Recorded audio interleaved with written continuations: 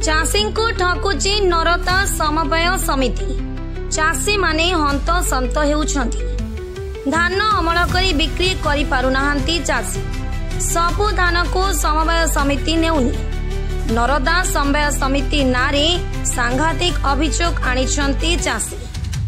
बाहर बेपारी को अधा दाम रे धान बिकुची चाषी। 3000 टंकार ऊर्ध टंका सरकारी दाम थिबा बेले बाहर बेपारी को 1500 रु 1700 टंका बिकुछंती चाषी। या जानी सुनी करुछ कि समवाय समिति ना बेपारी सहित मधु चंद्रिका रही। एटी सब कौन चली बेपारी सहित परसेंट बेपार करुछि कि समवाय समिति ना प्रशासन दुर्बलता रही। केते जन चाषी संपूर्ण धान किणुथिबा बेले अनेक चाषी धान को काटछांट करुछि मंडी। प्रशासन पक्षपातिता करुछि कौन पाई? आरटीआई तथ्य देउनी नरदा समवाय समिति। एमिति कि भाग चाषी कथा कहिले न सरी। एबे दुर्नीतिखोर कार्य पई चाषी मानक मध्यरे असंतोष प्रकाश पाउछि। बालीपाटना विजय कुमार भोई का रिपोर्ट, आम खबर लाइव वन। मो ना सुकांत कुमार साहू। मो नरदा ग्राम जने चाषी अटे। नरदा सोसाइटी आम गाँ हूँ नरदा। ओ बापा ना श्री हरिहर साहू। असुविधा कौन मु रबी सीजन धान पे ऑनलाइन करी कलापर मोर धान ऑनलाइन आसीथिला 25 क्विंटाल 92 किले। किंतु मोर डेट थिला आमर 25 मार्च रु जून 28 पर्यंत थिला। से भितर 25 क्विंटाल 92 किले दवापी मोर आसीथिला टार्गेट। जो आमको ता मध्य धान दियापी मु अखा मागे थी मंडी नवापी। अखा जेहेतु नथिला से आमको कहले जे ना अखा ना अखा आसिले तुमको धान दिज्व तुम मंडी की नब हम से जो अखा आसला से लास्ट जोटा समय आमर देले अखा ये मंडी हबार लास्ट जो 30 तारीख मंडी पूर्व मत लास्ट रे देले अखा अखा जो दिन मंडी ता पूर्व दिन 12टा बेलू देले मु तो चाषी लोक तेणुक मु अखाटा नहीं से दिन भरी कर पाइलेनी।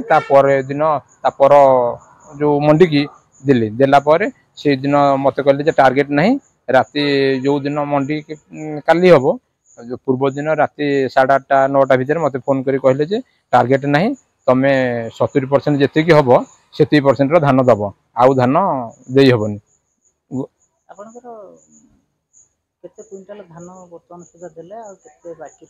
मोर देलु मु 18 क्विंटाल 14 किलो देछि।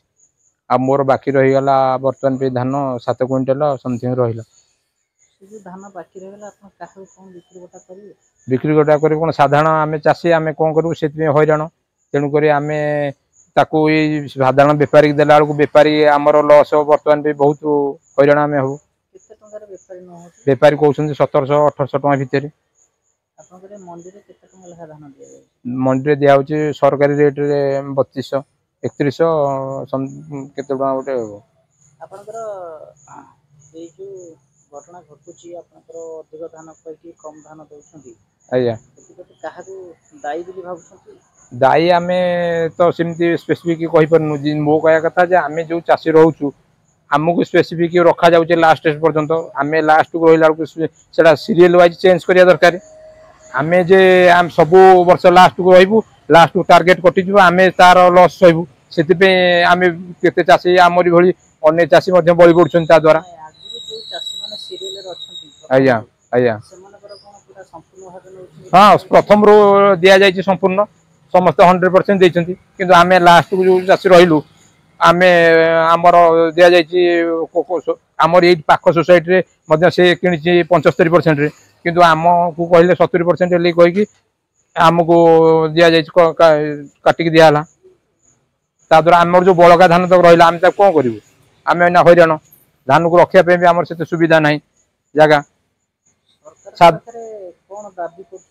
आम दाबी करछु जे एटा को चेंज करा जाऊ सबु चाषी की समान सुविधा सुजोग दिया जाऊ किंतु साधारण स्पेसिफिक चाषी की रखिकी एमती हैरान कले साधारण चाषी मैंने या द्वारा बड़ी पड़ुन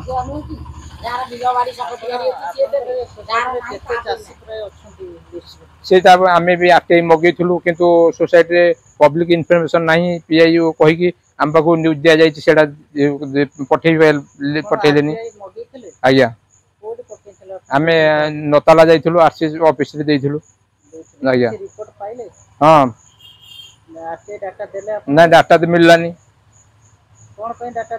सेटा लिखिकी छाड़े जे आमर पीआईओ ऑफिसर ना तेणुक आम पब्लिक इनफर्मेशन ऑफिसर नथिबारु आम से डाटा दे पारिबुनी जे आम ये सोसाइटी कौन पे नहांती से ऑफिसर से आम दुखित जेहेतु आम कहबार ये मिनट आम पाइलुनी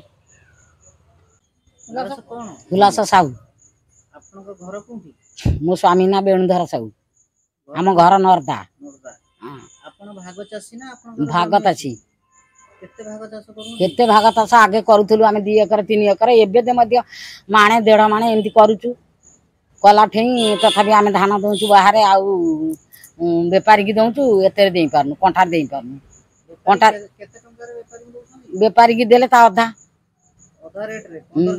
हाँ जदि किछि लाभ होनी खाली निबळुरु धंदुचु आमर तो आर्थिक अवस्था ठीक नहीं ना आम आ निबळुरु धंदिबु ना कोन करिबु कौन सरकार यहाँ कौन विचार करेंगे कथाटा नहीं पहुंचा ये आमर आपत्ति कौन गोटा करते हाँ मंडी रे 3000 टका देले जदि भाग चाषी 2500 ता अधा देले से लाभ कौन पीड़िया औषध जानू थे ता रेट जानुंती ना नहीं